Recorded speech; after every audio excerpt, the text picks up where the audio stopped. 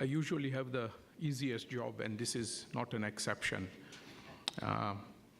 Shri Mahapatra, Chairman, National Payments Corporation of India, Shri Nandan Nilekani, Shri Dilip Asbe, MD and CEO of NPCI, bankers, and distinguished guests. It gives me immense pleasure to be in your midst as we launch a new, enhanced version of the Unified Payments Interface today. I was especially moved by Nandan's kind words for RBI's work in recent years. It would be remiss if we don't acknowledge the strong foundations laid by those who preceded us. It is because of them that we have made rapid progress in recent times. Payment and settlement systems are at the heart of any economy. Recognizing this, the Reserve Bank has been, over the years, initiating measures which have resulted in the payment systems in India gaining international recognition. In introducing second factor authentication, Unified Payment System, and the Bharat QR system, India is regarded as a pioneer, not only amongst developing economies, but also some developed economies. The recent past has witnessed significant developments in this area, which have brought in a sea change in the way our citizens use technology-based systems and products to take care of their funds transfer requirements. Reserve Bank of India's vision for the payment and settlement systems is to encourage greater use of electronic payments by all sections of society. This is being facilitated by the establishment of a robust payment and settlement system to meet the requirements of the economy and our people, while ensuring safety, security, and universal reach with technological solutions that enable faster processing and enhanced user convenience dimension. While the RBI will continue to pay focused attention to appropriate enabling regulation, robust infrastructure, effective supervision, and customer centricity, due attention must be paid by operators towards cybersecurity, effective customer grievance redress arrangements, and reasonableness of customer charges. On cybersecurity, we are only as strong as the weakest link. That cannot be a public good. That is a private good that each of us have to guard against with everything that is at our disposal. And I would urge that no cost cutting should be done on that behalf. Otherwise, we will all fall together. At the foundation of all these is the need for effective institution building. This was how NPCI came into being. The RBI facilitated the establishment of the NPCI in December 2008 with 10 core promoter banks, which has now been broad-based to 56.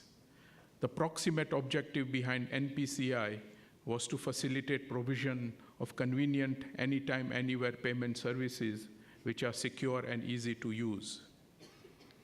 An attendant objective was to facilitate an affordable payment mechanism to benefit the common man across the country and to help financial inclusion as well.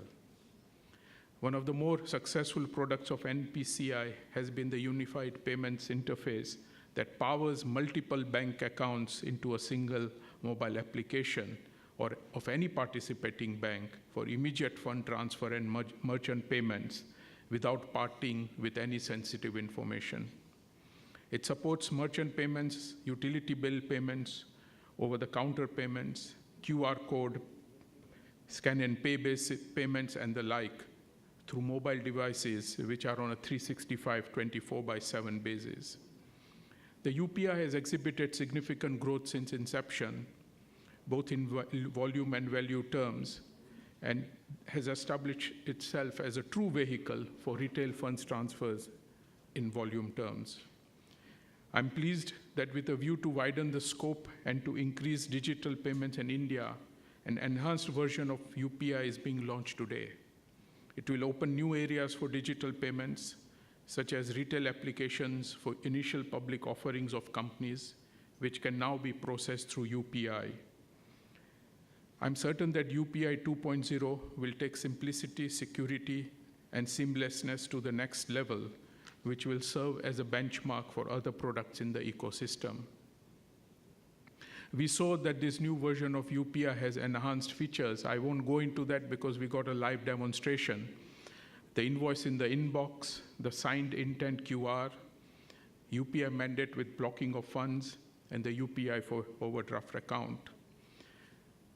Another noteworthy feature is the increase in the per transaction cap from the existing level of 1 lakh to 2 lakh. This will enable large value real-time transactions on a mobile phone. In all the above, it is worthy of mention that all the enhanced capabilities will ride on the safe backbone of UPI, which has not only stabilized well, but has also become the trusted channel of choice by millions in our country. That is a trust that we all owe to be maintained at any cost. I'm told that the UPI backbone has potential for further facilitations in the future too.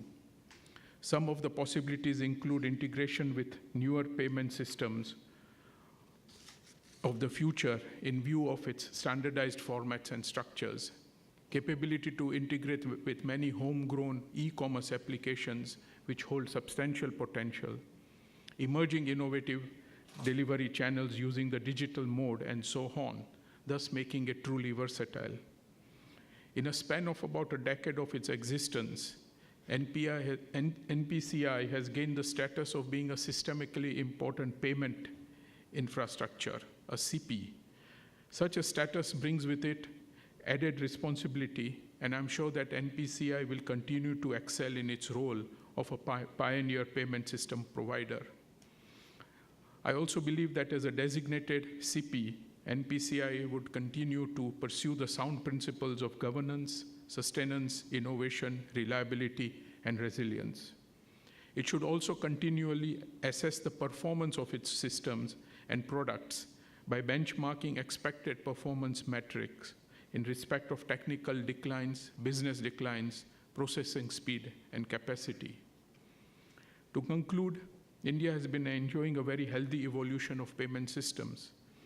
This has been the result of the calibrated approach adopted by the Reserve Bank in the initial years as a developer and in later years as a catalyst and facilitator.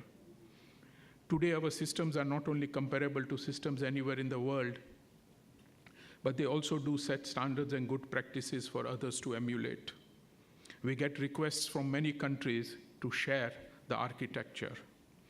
Going forward, we will ensure that regulation will foster competition and innovation in the payment space and address consumer grievance issues.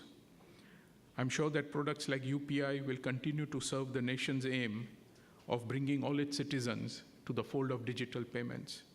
I congratulate NPCI and the entire team for the launch of UPI 2.0 and wish the product all success. Thank you. Thank you.